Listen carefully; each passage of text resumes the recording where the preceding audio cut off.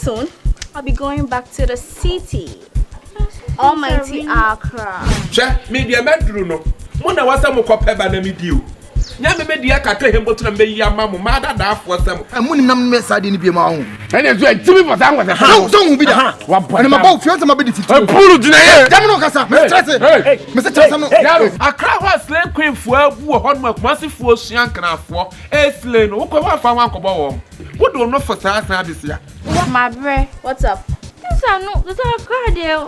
Nothing is happening in Accra. The whole you, queen of packaging. Sister, I bet crazy. forget about the packaging. Sister pressure nti ma ekura ba o okonu mo kra ma me nufu enti na de otan beto ekura no okra ntam Baby, bet she don't sika. Wo ba te so akwada be ma ho 10 cedi miensa.